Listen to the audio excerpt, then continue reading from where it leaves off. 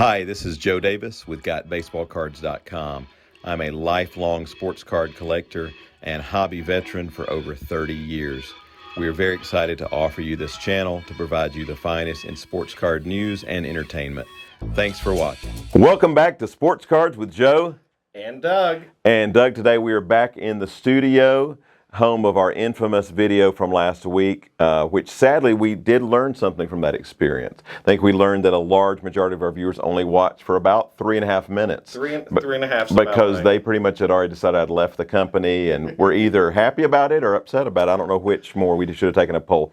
But no, I'm not going anywhere, and we're back today to provide lots of important data to you about the graded card market. Doug, I know we were just discussing off camera that new article from our friends at Sports Collectors Daily, talking about what was going on in the market in March. So tell our viewers what happened in March in the graded market. I can tell you that a lot of cards were graded. Overall, they state that 1.2 million cards were graded across the 4 major grading companies, that being PSA, SGC, BGS, and CSG, not in any particular order. But they also said that of those companies, that PSA graded over 900,000, almost 1 million cards themselves of that 1.2 million. I think that's a brand new record for them, which is exciting that they've ramped up a capacity to that much. It is. Yeah, it is surprising. that they can turn that many in a month. So that behooves us well for the backlog, so which we'll touch on later. Has a lot of production capabilities, and they're getting to it. And moving up the chart at number 2, SGC graded over 100,000 cards last month to be second place as far as overall volume. And then CSG and BGS combined together, they did about 110,000 cards. That's a lot. That's a lot of cards being. It's a lot of plastic going out the door. So happy. We're happy with the PSA. We're getting a lot of PSA shipments. We're getting a lot of slabs back. They're digging into their backlog.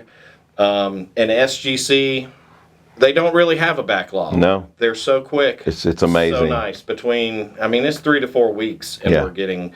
So customers have been thrilled with SGC. Their production, the turnaround's been phenomenal. Is great. So we really appreciate that. We appreciate Beckett. Beckett turns around cards very quickly. Also, yeah, they've definitely ramped things up. They've definitely made an improvement from last year for sure. How do you see our PSA submissions for our customers? Because everybody I'm on one of the oldest. Oh yeah, oldest orders from December of 2020. Yeah. Thankfully, there's only a couple of submissions left from there. So I know a lot of our viewers are submitters. So I'm giving you, I don't know every last number that PSA has going on, but I can give you our numbers to the very last card. So here we go. So I just took a look. I just ran this data right before we started filming. Currently, at PSA, we still have 41,818 cards as of the end of March.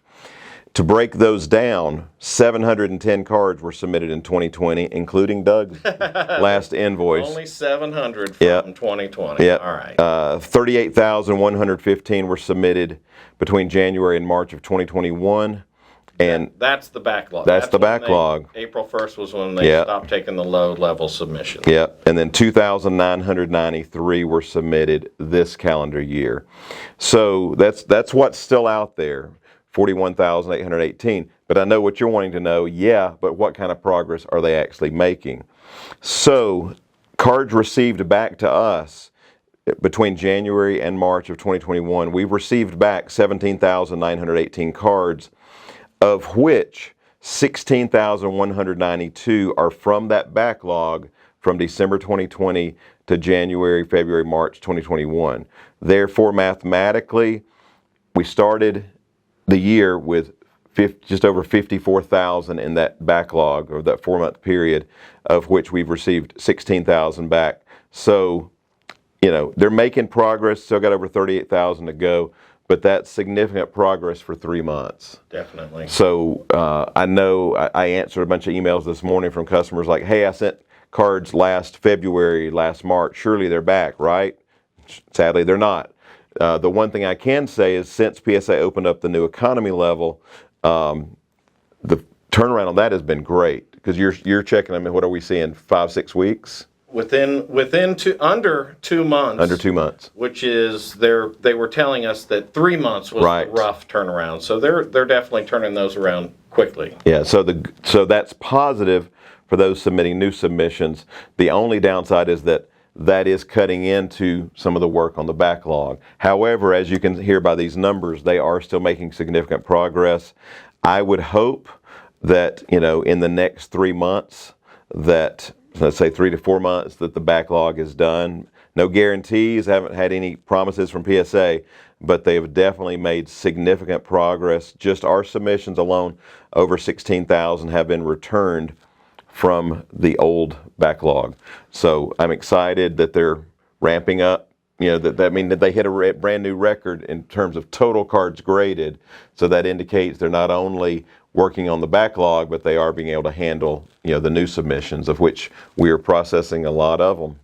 I can tell you also that I get a number of questions about, I sent my cards in January and yet you're getting cards back from February, because even though there are some orders from December that are still out there of 2020, we are getting some orders from January and February of 2021.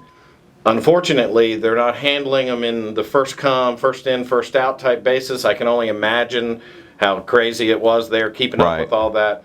But I can tell you that as they get into, since they've already shipped Januaries and Februaries, once we clear out those Decembers, there's already less Januaries and Februaries. Right. So yeah. The 17,000 of our 54,000 that they dug into was really good. I mean, we helped and pleased a lot of people that have had cards out there for a long time. Yeah. And again, it's not a perfect first in, first out system. It's close. I mean, it's like give or take a month, but like we're not seeing really anything from March yet. We're seeing a good handful from January, a few from February. Well, and today's, we got one in today from PSA, and it was February 5th. Okay. So, and I think we only have 2 invoices left, and they were like December 30th when we submitted them. So we call that a December invoice. Obviously, it wasn't received until, so every card left out there was received there in 2021 or 2022. So very good progress. So not as quick as we'd like. I mean, I personally, of the 38,000 still out there, about 5,000 are my own cards. So I'm certainly an eager submitter myself, but hopefully they'll be back soon. But your patience will pay off. Yes, I hope so. And so we appreciate your patience too. Yes. So again, SGC, as we said, graded 103,000 last month. And really, there's no backlog, as you said, there's no backlog to talk about, because like 4 weeks maximum, usually we have them back in hand. So if you're wanting cards back at a reasonable price, in a reasonable time frame, SGC is the choice right now. I know that article said that SGC had graded more cards in March than any other company of cards produced in 2020, 21, 2022, which goes against those who always say, oh, SGC is just for vintage. Now, 17% of their submissions in March that they graded were vintage, but it shows they're doing a lot of modern, ultra-modern business as well. So we can also touch on CSG. They had breaking news just in the last week. CSG has a brand new holder, and if you have not already heard that, and they not only have a brand new holder, they have a revised grading scale. And Doug, I think it's one of the smartest moves they could have made. Wish they would have done it from the get-go, but at least they're doing it. Yeah. So, I love it. It makes sense to me. Yeah, because the thing is, with the influx of so many new collectors in the hobby, there are people, every day, new collectors, new submitters, and they get a card back and they go, oh, I got a 9.5, I wanted a 10. And we've tried to say, wait a minute, it is Gem Mint. And they're like, no, I wanted a 10. And when people come in the store like, oh, I want to buy a 10 of Jeter or whoever the player is, and we're like, well, we've got this 9.5 that's a Gem Mint, and they're like, no, I want a 10. And so now basically CSG has modeled their new grading scale. They have not only a new holder, because that was one of the biggest complaints we got. People didn't like the little scales in the background, the green color, and so check out their new holder, but also the new scale where now a 10 is Gem Mint and a 9.5 is a Mint Plus, just like SGC. So they'll certainly have. We had a new holder to show them, but they didn't send us one for sample purposes. But black labeling, it's smaller at the top. A lot of people did have an issue with the big emptiness in the CSG header piece. But well, I'm betting by the world of technology, Eli can drop one in. Right in here, baby? So it's going to be in here, so don't worry. So there's going to be, you'll be able to see it, but I like the new holder. I think it's a big improvement. Again, I like the revision to the scale, and we'll see what happens with them as far as turnaround times, because the one thing you got to think about, a whole lot of people are sending back their old labels to get reholdered. So we've got to see how is that going to impact their turnaround on new ones. I agree. So and I look forward to reporting that. Once we have some newly submitted orders out to them, when they come back, and we can give real-time reporting on their new turn times. Definitely. And Doug, one other thing I think we should touch on while we're talking about grading is we get a lot of email questions about our pre-screening process, which is free, unlike many other companies. But if you could take a minute to educate some of our viewers on what the pre-screening process involves, what things you look for, what things you consider, and so forth. We take pride in looking at your card, spending a fair amount of time on each card. We really, with the way we've got our desk and lighting set up, a lot of things really stand out for us. The main thing that I know that I look for, when you look at a card, even in a holder, you can tell the centering most of the time. But when you're taking it out and you're looking at the surface, scratches are 90% of what I reject cards are.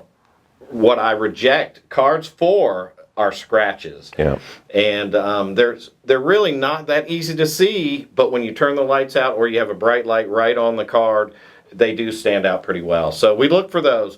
In general, our pre-screening is, I always think of it, if it was my card, would I want to grade it? But right. I try not to provide any 9s. Now that may sound a little, no, I want 10s.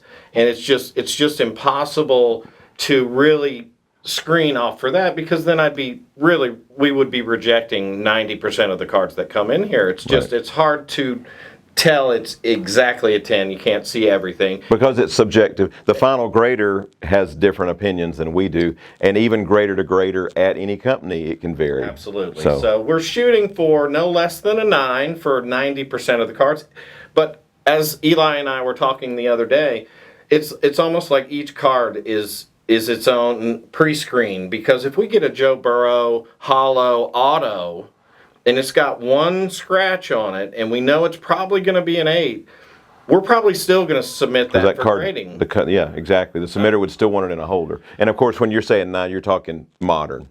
Obviously, because obviously, ultra modern, even ultra modern, terminology. Because obviously, even 90s has a whole different standard, really. Absolutely. So we look at them. One thing that now that I've been doing it for 3 years here is that once you start seeing the same card over and over, you know what to look for. It is. I'm surprised at how well I've learned the cards and how I see them, and things stand out to me. And it's not like we're special, but we do take the time, and we do take the time with your cards when you ask us to pre-screen them. And so the biggest positive I can say about it is that we have a tremendous amount of repeat customers through our submission process.